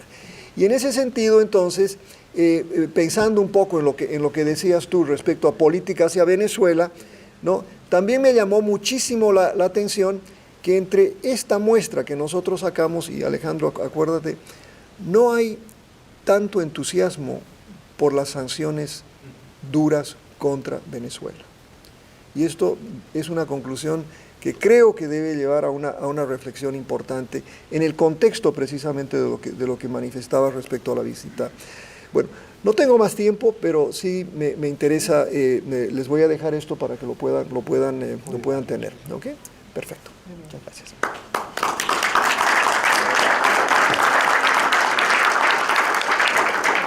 Wow. Bueno, ya ven, 3 tremendas intervenciones. Y sumadas lo constituyen una riqueza inmensa, ¿no? Que te agradecemos, Eduardo, que haya sumado a la de Vilma y a la de Horacio, que constituyen ciertamente algo bien interesante. Mientras terminan de llegar las preguntas, por ahí está Héctor Riqueses. ¿Está por ahí, Héctor? Aquí no. Héctor, tú querías hacer entrega de algo a Horacio. Véngase por acá. Aquí, ¿no? El doctor Héctor Riqueses. Voy a ser muy breve, pero sí quería aprovechar la oportunidad de la Asamblea para mencionarles que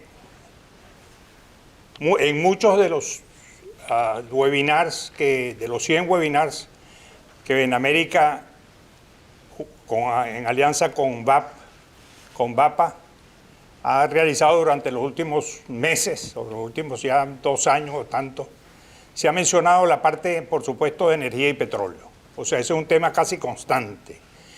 El año pasado se pidió, en el seno de esos webinars, de que verdaderamente se concretaran un poco más los aportes que habían con respecto a la industria petrolera venezolana en la industria de la energía. Y efectivamente de ese seno surgió la idea de que se constituyera un grupo de trabajo para precisar un poco un mapa de ruta de la transición de la parte energética. En aquella oportunidad presidía el Comité de Energía y Petróleo Horacio Medina, y posteriormente pues, le delegó en Betancourt esa responsabilidad. Ese Comité de Energía conformó un equipo de 35 expertos con más de 30 años de experiencia para realizar ese trabajo. Esos son personas que han trabajado en la industria petrolera por muchos años y vienen precisamente representando a VAPA, que es una entidad también que lucha por la vuelta de la democracia en Venezuela y que tiene su sede en Houston, y gente de VAPA y gente de Benamérica, 35 mencionadas. Esos 35 han venido trabajando muy duramente en los últimos meses y han terminado un trabajo concreto, una hoja de ruta para la transición que implica el corto plazo, mediano y largo plazo, en forma bastante precisa, bien documentada, bien completa. El estudio queremos entregarlo hoy en nombre de Benamérica y de VAPA, entregárselo a Horacio Medina como presidente de PDVSA ad hoc, porque sentimos pues que ese sería el cliente inmediato que podríamos tener para que se ponga en práctica la hoja de ruta. Creo que no se me queda nada en el tintero. Así mencionar nada más que eso es un trabajo en vista del dinamismo que hay alrededor de ese tema de petróleo y energía. Es un trabajo que tiene que estar mantenido diariamente prácticamente. O sea, la idea es mantener ese trabajo y en eso se compromete VAPA y Benamérica, de mantener actualizado ese trabajo que hoy entregamos y que sería para establecer pues una hoja de ruta en la industria petrolera venezolana. Horacio, la verdad es que es un placer. Yo sé que tú fuiste uno de los que inició esta iniciativa y ahora viene en forma concreta y que si quisiéramos pues entregártelo ya en una forma definitiva y oficial en nombre de las dos organizaciones de VAPA y de Benamérica, para que tú pues lo tengas en consideración. Este trabajo recoge una gran bibliografía, sobre todo de todos los trabajos que se han hecho sobre el tema por muchos grupos de venezolanos muy competentes en Venezuela y en el exterior. Se revisaron todos esos trabajos y lo que tratamos de aquí es de unificar ese esfuerzo para proveer a Venezuela pues de una hoja de ruta. Permíteme un momentito.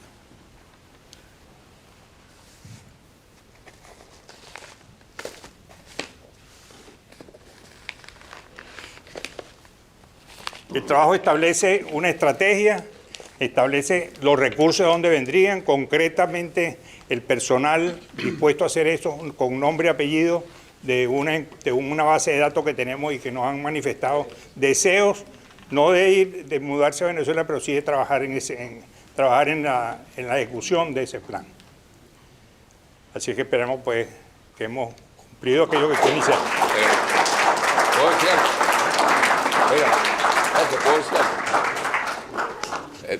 Esto no vale, ¿no? En el tiempo. No, bueno, por supuesto, creo que es imprescindible que diga algo al respecto. Primero que nada, muchísimas gracias a Eduardo Betancourt, Carlos Sánchez, que es el hombre de VAPA, digamos, visible. Eduardo asumió con una gran responsabilidad, como yo estaba seguro que iba a hacer, esta coordinación y apoyo de personas como Héctor, que siempre ha estado disponible y eficiente en lo que le hemos pedido. Así que Héctor es uno de los puntales de todo esto. Obviamente este es un gran trabajo y creo que nos va a ser de muchísima utilidad. Yo debo decirles que en semanas recientes, en una de las pocas oportunidades, pero oportunidades al fin que he tenido de hablar con el presidente, yo le dije que a mi modo de ver las cosas hay una falla, hay muchas, pero una, en la narrativa del gobierno interino, y es la falta de ofertas concretas sobre esto. Yo no creo que a la población venezolana le llega hoy al alma decirle que vamos a luchar por la libertad y la democracia. Nosotros lo sabemos, muchos lo sabemos, pero a la gente no le llega, a la gente le llega soluciones, propuestas de soluciones creíbles y ciertas, y aquí hay una propuesta de solución. Sin duda alguna, los hidrocarburos representan para Venezuela la palanca original de afincar una posible reconstrucción de un país en disolución. Y allí está el secreto y la fuente para resolver problemas ingentes. Recursos para la problemática social y recursos además para la problemática energética del país, incluyendo la electricidad. Así que yo creo que eso es un contenido que no está y que ayudaría muchísimo a decir en un cambio en el modelo político de conducción del país. Y ojo que yo digo modelo político, yo no digo cambio de gobierno, modelo político. No podemos regresar a lo que teníamos, un modelo absolutamente rentista, populista en su esencia, y que tenemos que pensar en otra forma. Y yo creo que aquí hay una propuesta, digo, no la he visto en detalle, pero he seguido todos los webinars y sé de esto. Y lo otro que quería decirle a Eduardo, porque él cree que ya se le acabó el trabajo, no. Estamos haciendo una propuesta que va mucho más allá en el mediano y el largo plazo, y es algo que habíamos conversado años atrás, que no necesitamos un país de hidrocarburos, necesitamos un país de energía. Y hay una propuesta de energía. Hay mucha gente que cree, muchos colegas inclusive, que dicen que, bueno, esto es el fin del mundo para Venezuela, la transición, y entonces nos vamos a comer los hidrocarburos. Bueno, sí, a lo mejor no los vamos a comer, pero vas a ver muy bien, porque hay alternativas. Venezuela es, por mucho, el país más importante desde el punto de vista energético para las nuevas alternativas regionales que hay en todo este hemisferio, en muchas otras partes. Es inconmensurable la cantidad de recursos que tenemos por desarrollar, y yo creo, además, que es una bendición que ocurra la transición y lo antes posible, porque eso le va a dar una verdadera potenciación a Venezuela. Así que este será el trabajo que usaremos como base para el corto plazo, para la emergencia, y sobre esta base vamos a construir una propuesta de una Venezuela energética para el futuro. Gracias, Héctor, gracias, Eduardo.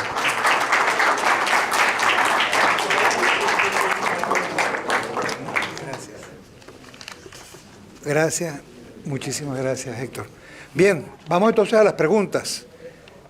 Vilma, el profesor Armando Aspuria desea saber qué podemos hacer para lograr que la diáspora tenga una narrativa común y realista para ser más efectiva como influencer. Bueno, yo creo que el profesor Gamarra, mi colega y amigo, lo dijo muy claramente. Yo pienso que lo primero, por ejemplo, le preguntaba a un amigo cercano, y no voy a decir quién es, si era ciudadano.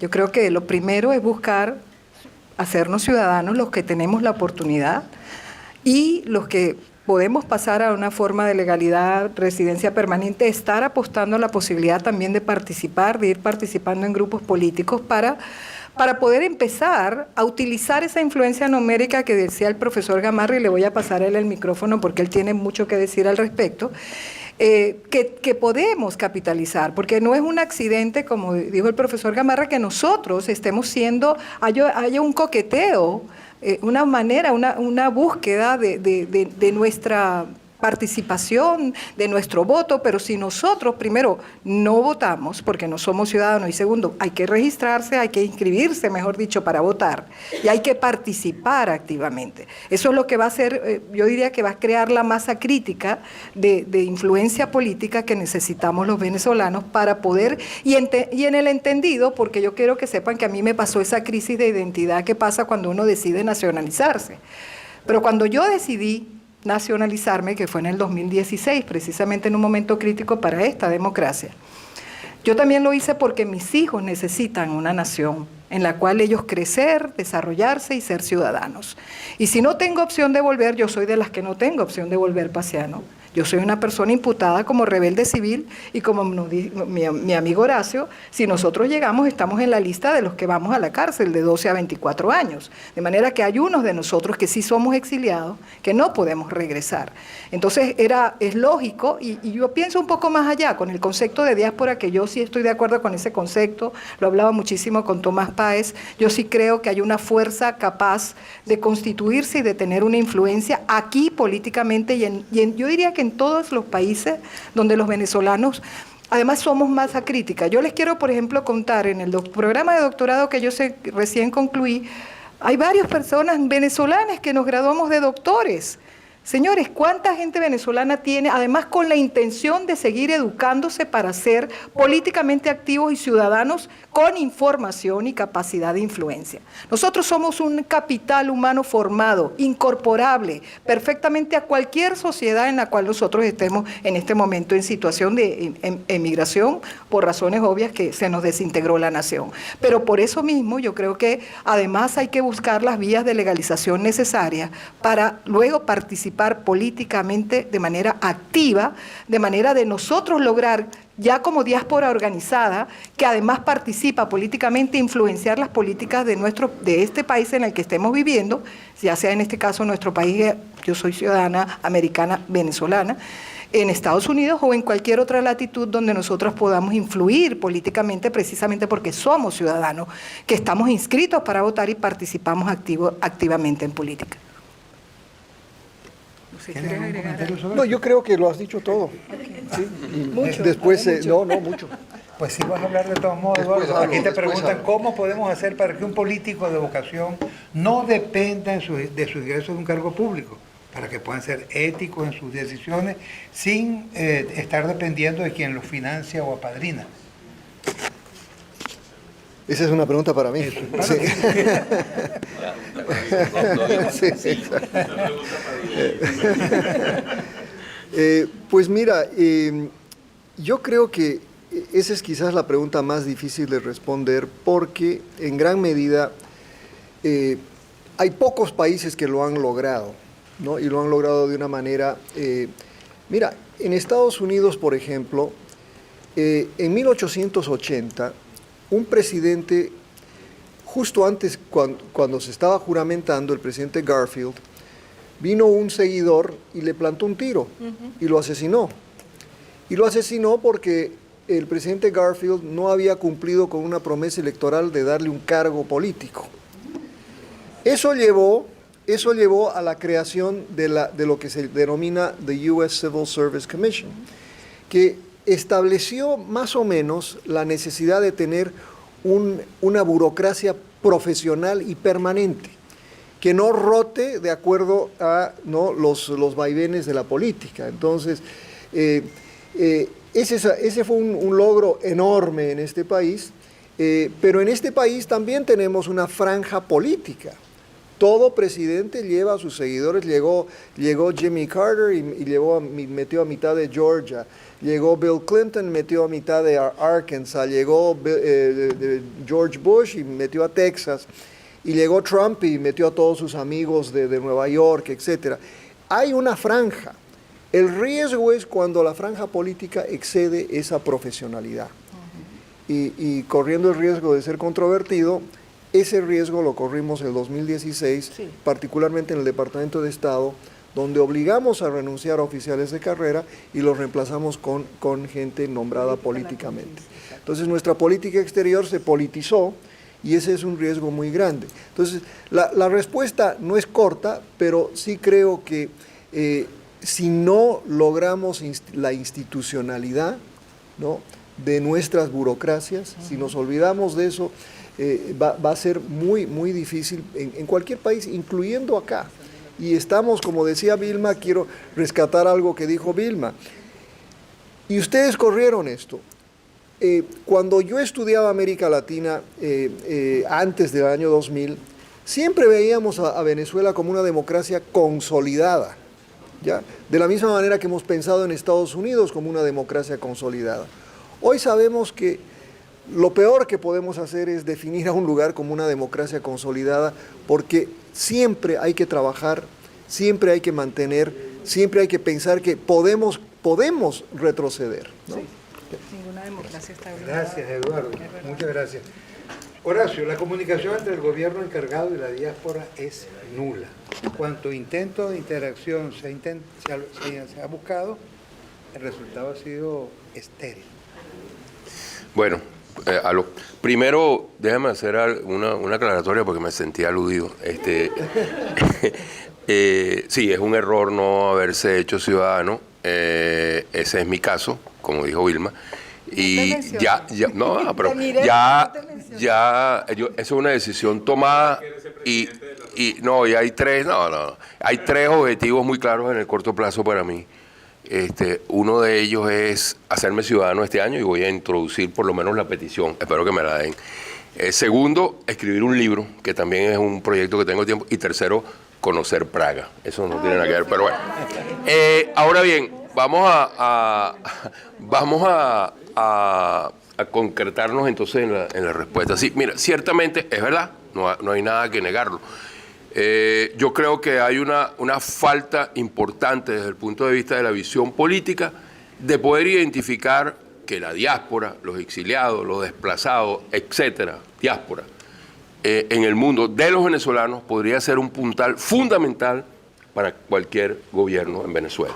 Razones sobran. Una de ellas la dijo el profesor Gamarra, de verdad que la preparación de la gran mayoría de la diáspora que salió hasta el año 2020, diría yo, tiene una preparación académica, profesional, de experiencia gerencial realmente importante. Y todos esos pueden ser convertidos en un momento determinado en una suerte de embajadores de esa Venezuela en el mundo. Eso no ha sido comprendido.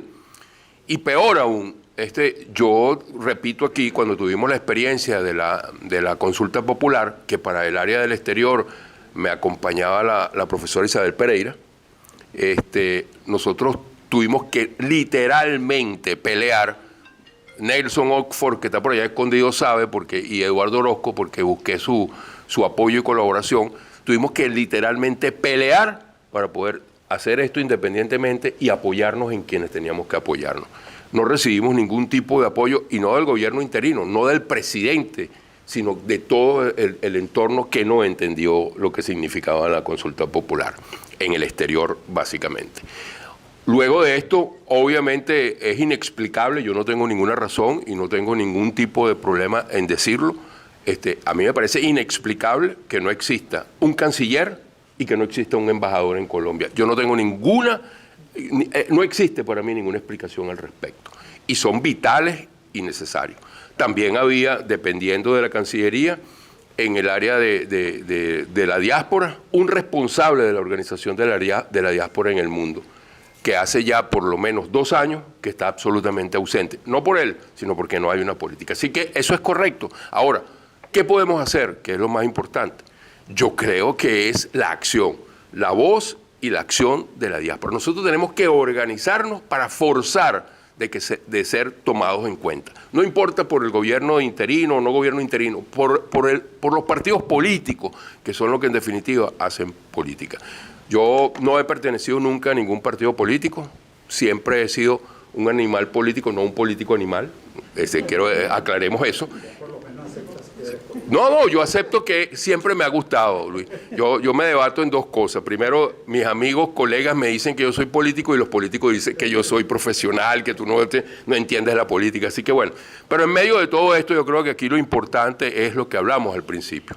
Para ser tomados en cuenta, tenemos que hacernos notar, tenemos que adquirir peso propio en las diferentes instancias y en las diferentes formas de hacerlo. Y más todavía, primero la voz, pero después la acción. Y yo creo que esa es la forma de que nos tomen en cuenta. Gracias, Horacio, profundamente agradecido. Fíjense, mis queridos amigos, hay varias preguntas, pero creo que ya estamos sobre la hora y sería bueno que escuchásemos las intervenciones finales de Eduardo, de Vilma y de Horacio. Como Horacio acaba de hablar, a lo mejor podríamos comenzar de aquí hacia allá. Si quieres hacer comentarios sobre Yo creo que básicamente esta pregunta nos permitiría a Eduardo y a mí junto con Horacio cerrar. Ay, disculpe, perfecto, perdón. Entonces, ya que estás en el uso de la palabra, adelante. Bueno, 2 minutos. nos preguntan sobre la responsabilidad del populismo autoritario a corromper la democracia. ¿Está clara? ¿Cuál es la responsabilidad de la sociedad civil en defender la democracia? Yo quisiera puntualizar algo. El populismo autoritario no corrompe la democracia. Llega en momentos en que la democracia ya se viene corrompiendo. Porque llega en el momento de la tormenta perfecta. Yo les nombré las condiciones. Una profunda insatisfacción popular con las opciones políticas existentes, polarización extrema a nivel de las élites, que es élites políticas profundamente divididas y desorganizadas. Y yo agrego, porque estas son lo que plantea nuestro querido Julio Carreón, nuestro amigo y además colega, un preexistente proceso de debilitamiento de los frenos y contrapesos institucionales debido precisamente a la hiperpolarización de las élites. Deja de funcionar, llegan lo que llaman en inglés el gridlock, se estanca el proceso democrático. Entonces, ¿qué pasa? ¿Cuál es la responsabilidad de la sociedad civil? Bueno, yo creo que ustedes aquí hablaban de Escuela de Valores Democráticos y Participación Ciudadana, yo me anoto a estar allí, porque creo que es muy importante. Yo creo que eso es lo que hay que cultivar. Una de las razones por las que yo me he quedado enseñando en la academia en los Estados Unidos y volví plenamente a ella, porque yo enseño política y gobierno de Estados Unidos. Y para mí es muy importante ese concepto de la educación cívica en valores democráticos. Porque desde las jóvenes se está vaciando el concepto de la democracia, donde se están validando las opciones autoritarias e inclusive lo más peligroso es que se valida, yo también lo escribí en algún momento acá, de manera creciente y se justifica y normaliza incluso las formas violentas de hacer política, lo cual es sumamente peligroso porque la democracia es precisamente donde podemos dirimir nuestros conflictos de manera civilista, sin agredirnos, y inclusive donde podemos estar en desacuerdo de manera también civilista, sin necesidad de querer exterminarnos unos a otros. Y eso es lo que yo creo que hay que buscar, incentivar, profundizar, enseñar. Y cuando Horacio decía, no podemos apasionar a la gente cuando estás en estado de supervivencia, porque también hay una ansiedad de las personas, pues no podemos evidentemente a lo mejor inyectar esos valores. Pero el que va al college, el que está en la universidad, sí, hagamos el trabajo a los que somos profesionales de profundizar en ellos los valores democráticos para evitar precisamente que desde la mente de las personas se deteriore la democracia como forma de vida. Gracias, Silvia. Sí. Eduardo. Bueno, hace poco con un colega republicano, yo soy demócrata, ¿no? Pero un colega republicano que asesora precisamente al senador Rubio, somos grandes amigos, somos amigos hace 30 años. Discutimos como gatos y perros, pero, ¿no? Exacto. Pero escribimos un libro donde invitamos a un representante demócrata y a un representante republicano a juntarse, a conversar sobre precisamente este tema. ¿Qué responsabilidad tenemos nosotros como ciudadanos? ¿No? En momentos de extraordinaria polarización. Resulta que yo hice una encuesta hace 3 semanas, precisamente para un grupo muy conservador, que se llama Americano Media, que ustedes deben haber visto. Yo hice la encuesta, muchas críticas que me hicieron de la izquierda, sobre por qué yo, un demócrata, hacía una encuesta para los republicanos. Precisamente por eso. Resulta que en la encuesta descubrí una cosa muy interesante entre hispanos en los Estados Unidos. El 10% se considera extraordinariamente conservador y el 10% en el otro lado se considera extraordinariamente progresista, ¿no? Porque es el término que están usando, ¿no? La mayoría de nosotros estamos en el medio y ese era precisamente el objetivo de ese libro. Que si no retomamos la conversación, si no construimos puentes en el medio, si no reconstruimos la capacidad, ¿no? de hablar unos con otros, ¿no? Entonces la democracia verdaderamente peligra. Y lo que hacemos es, y precisamente porque lo que hacen estos liderazgos es que apelan a esos 10%, ¿no? Y a través de todo lo que dice Moisés y lo que dice Naim y lo que dice Julio y lo que dices tú, precisamente a través de eso es que esos 10% activos son precisamente aquellos que eventualmente llegan a gobernarnos. Y yo francamente creo que la única posibilidad es retomar este diálogo. Yo sé que hay muchos de ustedes acá que no están de acuerdo conmigo y yo no voy a estar de acuerdo con todos ustedes. Pero es precisamente de lo que se trata, ¿no? Tenemos que recomponer el medio, sí. Si no, no voy a usar el verbo. No.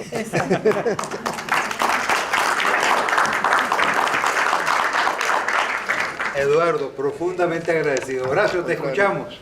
No, espérate, yo. Ok, bueno, vamos a referirnos puntualmente a varias cosas. Una, yo voy a buscar este libro del señor Carrión, del profesor Carrión. Yo siempre he sido muy pendiente del populismo. De hecho, no sé si estoy equivocado, pero yo creo que el gran primer populista que tuvimos en la región fue Juan Domingo Perón. Y 80 años después, todavía hay peronistas y populismo en Argentina. 80 años después.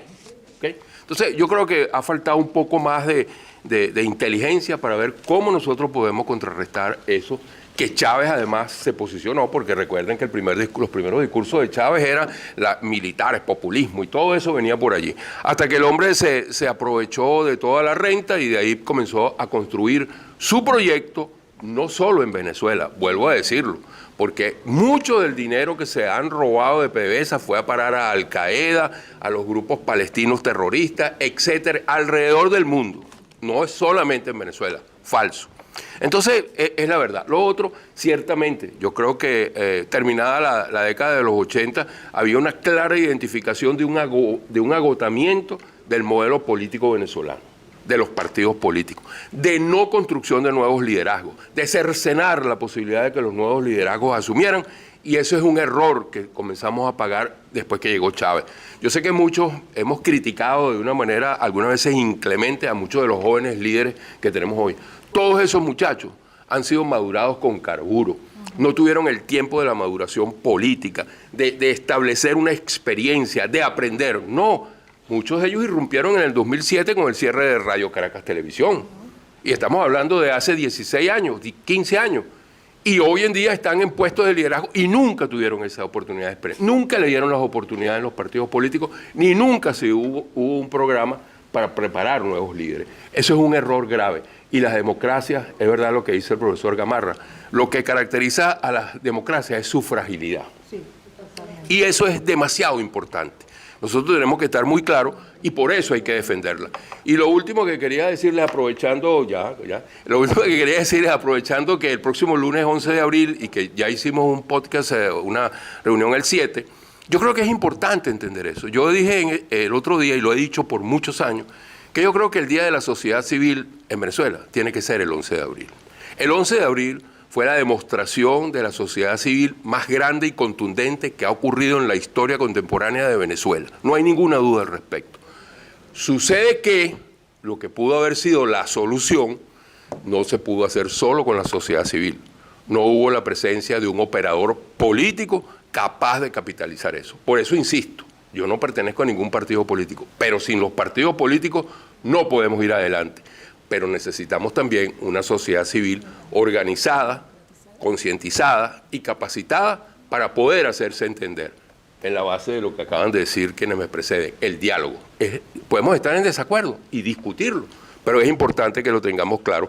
Así que, bueno, yo creo que con eso yo termino por hoy. Profundamente agradecidos, Vilma, Eduardo, Horacio, y a todos ustedes. No me corresponde a mí cerrar este acto. Yo quisiera pedirle a nuestra Nelly, toma Nelly, el micrófono, a Nelly Argüello, a quien por lo demás ha hecho una estupenda labor en esta reunión. Pido un aplauso para ella. Gracias. Muchas gracias. Sí, bueno, tenemos muchas gracias. Muchas gracias, de verdad, por estar aquí. Muchas gracias por darnos esa esperanza que de verdad necesitamos escuchar y sobre todo saber que hay un mapa de ruta, el cual podemos seguir articulando a la sociedad civil con los partidos políticos y quizás estar reemplazando líderes que es súper importante reemplazarlos para buscar activarlos y no quedarnos en la inacción. Quiero pedir un momentito a Iliana Canelón y su equipo, por favor, que van a entregar de la empresa Common Health un presente para todos ustedes. Ah, ok, está bien. Que tenía órdenes, es que he tenido una doble agenda aquí. Una contraorden. Ok, está bien. Entonces, bueno, los invitamos, gracias a todos por su asistencia y les invitamos a pasar a tomar brindis, un refrigerio, creo que ya no.